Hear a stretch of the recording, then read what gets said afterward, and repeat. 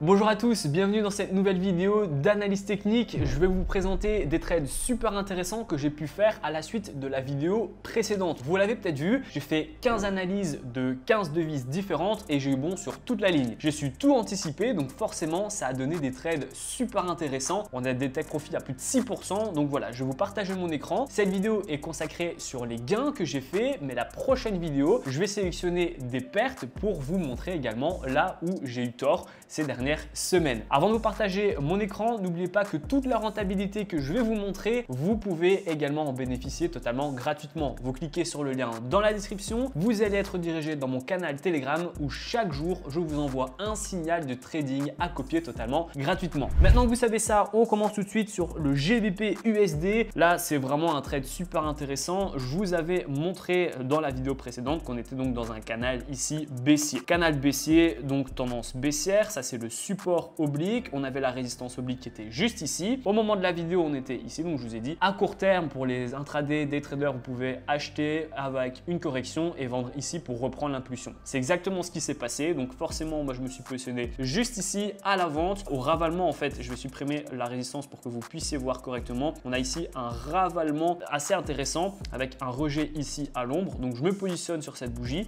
Je mets un stop loss assez proche pour le coup parce que en fait j'ai une résistance ici qui est assez importante et donc ça va venir protéger mon stop loss et je vais mettre un take profit sur un point bas plus bas que le point précédent. Si je dézoome, on s'aperçoit que ça correspond ici à un support qui était très puissant. Le take profit il est à 244 pips mais en fait il est tout en bas de mon canal baissier, sachant que moi je me suis positionné tout en haut. Après une correction haussière en tendance baissière dans un canal baissier, après un engouffrement, le taux de probabilité était vraiment très élevé et donc derrière on va directement toucher mon take profit à 244 pips. Ça m'a fait générer 6854 €, soit à peu près plus de 6%, même 6,5% de mon capital. Et en termes de gestion de trade, c'était parfait parce que j'ai une impulsion baissière, une légère correction haussière, mais ça engouffre pas, enfin voilà, c'est très timide. Et puis une autre impulsion baissière, un petit peu de correction haussière, là aussi vraiment très timide. On va même pas ravaler ici parce qu'on est bloqué sur la résistance. Et derrière, on a une impulsion qui vient cette fois-ci toucher mon take profit. Donc j'avais vraiment pas du tout de quoi m'inquiéter parce que ici la correction, en fait c'était une zone de résistance, donc j'anticipais la baisse, et ici la zone de correction c'était aussi une résistance, donc j'anticipais la baisse. On n'a vraiment eu aucun signe de faiblesse ou d'hésitation, c'est directement tout droit sur mon take profit. Un autre trade, c'est le GBP CAD. Donc on a ici un canal baissier avec les supports ici, les points bas qui sont de plus en plus bas sur le support oblique, et en termes de résistance oblique, on a ici une résistance qui est juste ici. Qu'est-ce que je vais faire?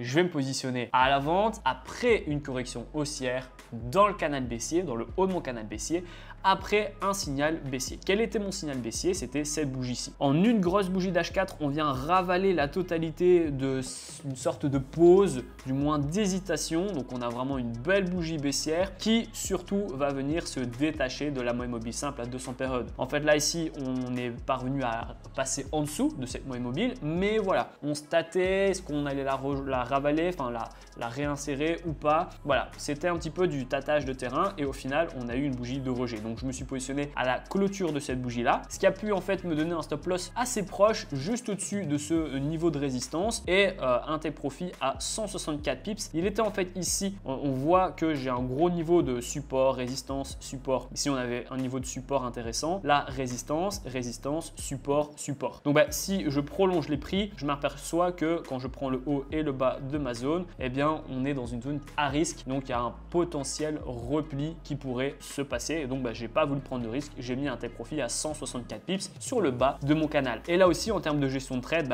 assez simple, une grosse bougie baissière, petite correction haussière, petite prise de profit mais pas bien méchante du tout, rien de vraiment alarmant, et derrière on a une autre impulsion baissière qui a pu bien toucher mon take profit, fait générer 1534 €, soit 1,4% de mon capital, 164 pips. Là aussi ce genre de trade je vous l'ai donné gratuitement dans mon canal Telegram, donc vous avez bénéficié aussi de ce gain. Alors pourquoi je l'ai pas mis plus bas? Parce que c'était assez difficile entre guillemets à le voir ce niveau, parce qu'il ne correspond pas vraiment à un support que j'aurais pu voir, on va dire.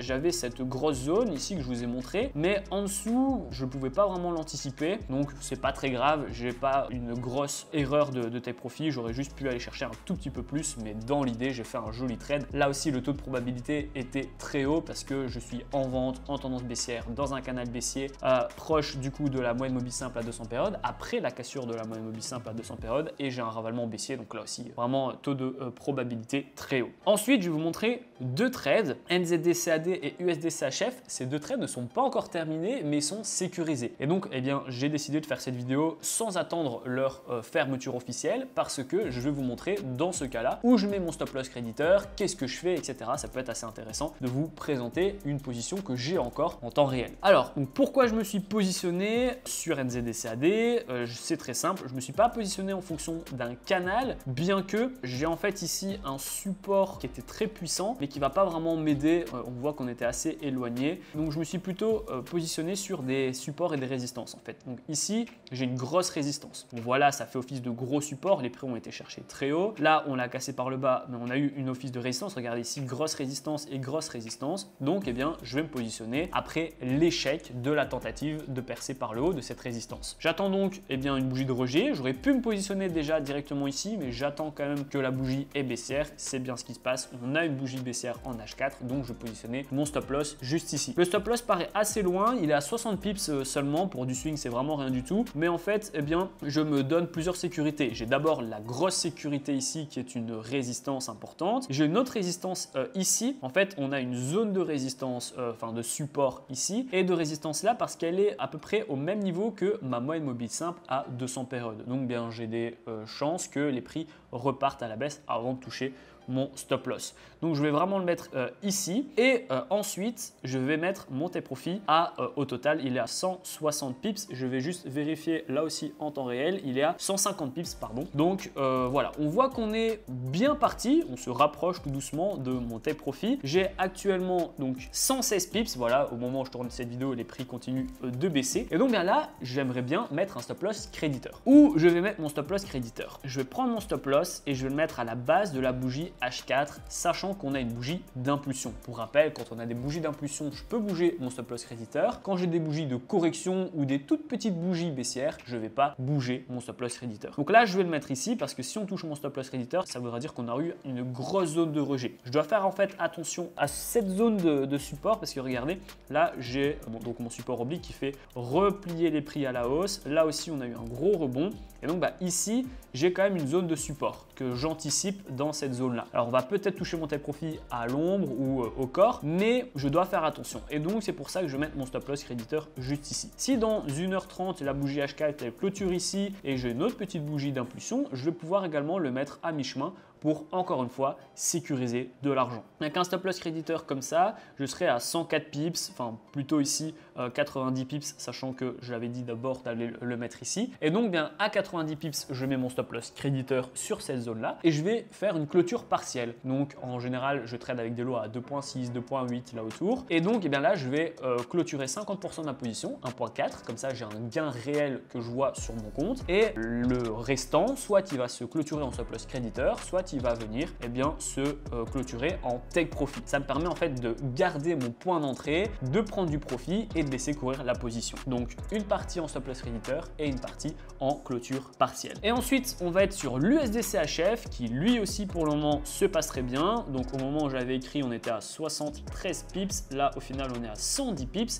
Donc c'est super. Qu'est-ce que je vais faire? Eh bien, je vais chercher une zone d'achat. Donc là, j'ai un canal ici haussier, mais j'ai pas eu trop de contacts. Et si je le mets ici, j'ai eu beaucoup plus de contacts, mais on l'a percé plusieurs fois. Donc j'ai préféré juste travailler sur les supports et les résistances, comme je l'ai fait avec le NZD-CAD. C'est cette zone ici qui m'a fait me positionner. Pourquoi? Parce que là, on a eu une grosse zone de résistance, résistance aussi. Là, j'ai une zone de support et donc de support. J'attends donc un petit peu pour voir que le rebond technique haussier est parti et que j'ai pas de faux signaux.